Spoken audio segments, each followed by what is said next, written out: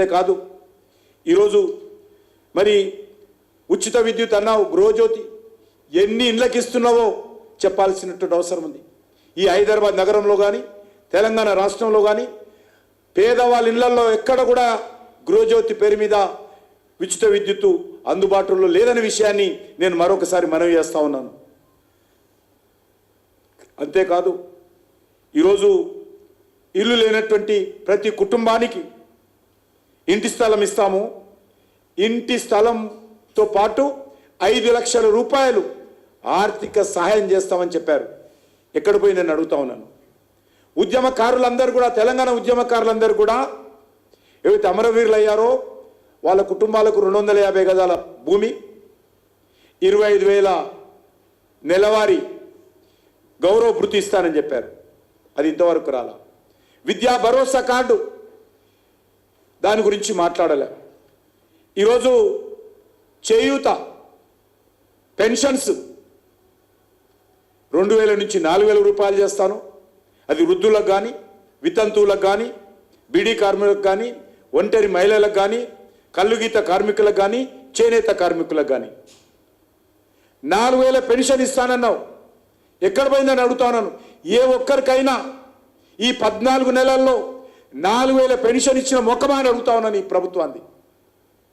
దివ్యాంగులకు 6,000 పెన్షన్ ఇచ్చిన మొక్కమా అని అడుగుతున్నాను ఈ ప్రభుత్వాన్ని. అంతేకాదు ఆరోగ్య బీమట 10 లక్షలు వర్తింపజేస్తున్నట్టు. ఎక్కడో నేను తెలంగాణలో ఉన్నా. రోజు నా దగ్గరికి అనేక మంది పేదవాళ్ళు వైద్య సహాయం కోసం వస్తుంటారు, హాస్పిటల్లో ఫీజుల కోసం వస్తుంటారు. 10 లక్షల వైద్య బీమా అమలు చేస్తున్నానని పచ్చి అబద్ధము ఈరోజు కరీంనగర్లో జరిగినటువంటి సభలో మాట్లాడడం జరిగింది. అంతేకాదు ఈరోజు అనేక రకాలుగా గ్రామ పంచాయతీ వార్డు మెంబర్లకు 1,500 ఇస్తాము, మాజీ సర్పంచులకు, జడ్పీటీసీలకు మరి గౌరవ పెన్షన్ ఇస్తాము. అంతేకాదు ప్రభుత్వ ఉద్యోగస్తులకు డిఏలు వెంటనే ఇస్తామని మేనిఫెస్టోలో ప్రకటించారు. కేసీఆర్ ఉన్నప్పుడు ఇవ్వలే. మీరు 14 నెలలైంది, 5 డిఏలు ఉన్నాయి. ఇంకా 5 డిఏలు మీరు ఇంతవరకు చెల్లించకుండా ఈరోజు ఏ ముఖం పెట్టుకొని ఈరోజు ఓటు అడుగుతున్నాడో ఉద్యోగస్తులను, ఉపాధ్యాయులను ఈరోజు రేవంత్ రెడ్డి గారు చెప్పాలి. అంతేకాదు సిపిఎస్ విధానాన్ని, కొత్త పెన్షన్ విధానాన్ని రద్దు చేసి ఓల్డ్ పెన్షన్ విధానం తీసుకొస్తానని చెప్పాడు. అది రద్దు చేయకుండా, ఓల్డ్ పెన్షన్ విధానం తీసుకురాకుండా ఈరోజు ఓట్లు అడిగేటువంటి నైతిక హక్కు రేవంత్ రెడ్డి కుందా ఈరోజు చెప్పాల్సినటువంటి అవసరం ఉంది. అంతేకాదు ప్రభుత్వ ఉద్యోగస్తులకు, ఆర్టీసీ సిబ్బందికి కొత్త పిఆర్సీ ప్రకటించి 6 నెలల లోపు ఆ యొక్క పిఆర్సీ సిఫార్సులను అమలు చేస్తామని చెప్పారు. మరి ఇంతవరకు పిఆర్సీ లేదు. 2023 జూన్లో అమలు జరగాల్సినటువంటి పిఆర్సీ మీరు వచ్చిన 14 నెలల తర్వాత కూడా అమలు చేయకుండా ఏ ముఖం పెట్టుకొని మీరు ఓట్లు అడుగుతున్నారో రేవంత్ రెడ్డి గారు చెప్పాల్సిన అవసరం ఉంది. మీరు ఈరోజు పిఆర్సీ ఇంతవరకు కాన్స్టిట్యూట్ చేయలేదు.